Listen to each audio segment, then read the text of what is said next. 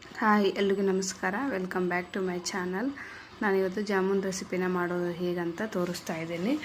ಈ ಲೋಟಲ್ಲೇ 1.5 ಲೋಟದಷ್ಟು ನೀರು ಹಾಕ್ಕೊಂಡಿದ್ದೀನಿ. ಈ ಕಪ್ಪಲ್ಲಿ 1 ಕಪ್ ಆಗುವಷ್ಟು ಸಕ್ಕರೆನ ಹಾಕ್ಕೊಂಡಿದ್ದೀನಿ. ಪರ್ಫೆಕ್ಟಾಗಿ ಬಂದಿತ್ತು. ಸ್ವೀಟ್ ಜಾಸ್ತಿನೂ ಆಗಿರಲಿಲ್ಲ, ಕಡಿಮೆನೂ ಆಗಿರಲಿಲ್ಲ. ಪರ್ಫೆಕ್ಟಾಗಿ ಬಂದಿತ್ತು. ನಾನಿಲ್ಲಿ 1 ಏಲಕ್ಕಿನ ಜಜ್ಜಿಬಿಟ್ಟು ಹಾಕ್ಕೊಂಡಿದ್ದೀನಿ. ಫ್ಲೇವರ್ಗೆ ತುಂಬ ಚೆನ್ನಾಗಿ ಬರುತ್ತೆ. 1 ಪ್ಯಾಕೆಟ್ ಜಾಮೂನ್ ಪ್ಯಾಕೆಟಲ್ಲಿ 1 ಪ್ಯಾಕೆಟಲ್ಲಿ ನೀರು ಹಾಕ್ಕೊಂಡು ಸ್ವಲ್ಪನೇ ನೀರು ಆ್ಯಡ್ ಮಾಡ್ಕೊಳ್ತಾ ಸಾಫ್ಟಾಗಿ ಹಿಟ್ಟನ್ನು ಕಲಿಸ್ಕೋಬೇಕು. ತುಂಬ ಟೇಸ್ಟಿಯಾಗಿ ಬಂದಿತ್ತು ಮತ್ತು ಚೆನ್ನಾಗಿ ಕೂಡ ಬಂದಿತ್ತು. ಒಂದ್ಸಲ ಟ್ರೈ ಮಾಡಿ ನೋಡಿ ಹೇಗೆ ಬಂದಿತ್ತು ಅಂತ ನಮಗೆ ಕಮೆಂಟ್ ಬಾಕ್ಸಲ್ಲಿ ಕಮೆಂಟ್ ಮಾಡಿ ತಿಳಿಸಿ.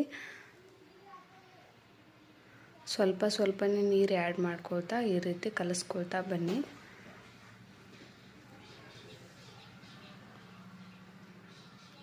ಹಿಟ್ಟು ಜಾಸ್ತಿ ಗಟ್ಟಿನೂ ಇರಬಾರ್ದು ಮತ್ತು ಪೂರ್ತಿ ಸಾಫ್ಟೂ ಇರಬಾರ್ದು.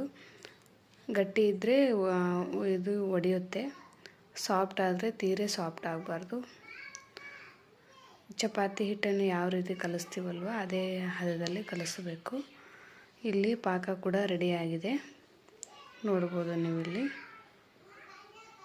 ನೋಡ್ಬೋದು. ಈ ರೀತಿ ಸಾಫ್ಟಾಗಿ ಹಿಟ್ಟು ರೆಡಿಯಾಗಿದೆ. ಇದನ್ನು ನಾವಿಲ್ಲಿ ನಿಮ್ಗೆ ಯಾವ ಸೈಜಿಗೆ ಉಂಡೆ ಬೇಕೋ ಅಷ್ಟಿಟ್ಟು ತೊಗೊಂಡು ಕೈನಲ್ಲಿನೇ ಸ್ವಲ್ಪ ಈ ರೀತಿ ಇದನ್ನು ಮಾಡ್ಕೊಂಡ್ಬಿಟ್ಟು ತೋರಿಸ್ತಾ ಇದ್ದೀನಲ್ಲ ಆ ರೀತಿ ಕೈನಲ್ಲೇ ನಾದ್ಕೊಂಡ್ಬಿಟ್ಟು ಉಂಡೆನ ಕಟ್ಕೊಂಡ್ರೆ ಉಂಡೆ ಸೀಳೋದಿಲ್ಲ, ನೀಟಾಗಿ ಬರುತ್ತೆ ಸಾಫ್ಟಾಗಿ. ಜಾಮೂನು ಒಡೆಯೋದಿಲ್ಲ ಈ ರೀತಿ ಮಾಡೋದ್ರಿಂದ. ಇಲ್ಲಿ ಪೂರ್ತಿ ಪಾಕ ರೆಡಿಯಾಗಿದೆ. ಇದನ್ನು ತೆಗೆದುಬಿಟ್ಟು ನಾವಿಲ್ಲಿ ಇನ್ನೊಂದು ಬಾಣಲೆಗೆ ಹಾಲನ್ನು ಹಾಕ್ಕೊಂಡು ಎಣ್ಣೆನ ಕಾಯಲು ಬಿಡೋಣ. ಎಣ್ಣೆ ಕಾದ ನಂತರ ನಾನಿಲ್ಲಿ ಸ್ವಲ್ಪನೇ ಜಾಮೂನನ್ನು ಎಣ್ಣೆಯಲ್ಲಿ ಫ್ರೈ ಮಾಡೋಕ್ಕೆ ಹಾಕಿದ್ದೀನಿ. ಕೈಗೆ ಎಣ್ಣೆ ಸಿಡಿಯುತ್ತೆ ಅಂತ ಹೇಳಿಬಿಟ್ಟು ಈ ರೀತಿ ಸ್ಪೂನ್ ಸಹಾಯದಿಂದ ಹಾಕ್ತಾಯಿದ್ದೀನಿ ನಾನಿಲ್ಲಿ. ಈ ಟ್ರಿಕ್ನ ನೀವು ಕೂಡ ಫಾಲೋ ಮಾಡ್ಬೋದು. ಈ ರೀತಿ ಗೋಲ್ಡನ್ ಟರ್ನ್ ಆಗೋರ ತನಕ ಮೀಡಿಯಮ್ ಫ್ಲೇಮಲ್ಲಿ ಉರಿನಲ್ಲಿ ನೀಟಾಗಿ ಫ್ರೈ ಮಾಡ್ಕೊಳ್ಳಿ.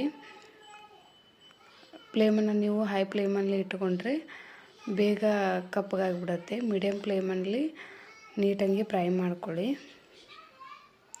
ಎಲ್ಲನೂ ಫ್ರೈ ಆದ ನಂತರ ನೋಡ್ಬೋದು ನೀವು ಇಲ್ಲಿ ಇದಕ್ಕೆ ರೆಡಿ ಆದಂಥ ಪಾಕಕ್ಕೆ ಹಾಕಿ ಇವಾಗ ನಾನು ಒಂದು ಅರ್ಧ ಗಂಟೆ ಬಿಟ್ಟು ತೋರಿಸ್ತಾ ಇದ್ದೀನಿ. ನೋಡ್ಬೋದು ನೀವು ನೀಟಾಗಿ ಸ್ವೀಟೆಲ್ಲ ಪರ್ಫೆಕ್ಟ್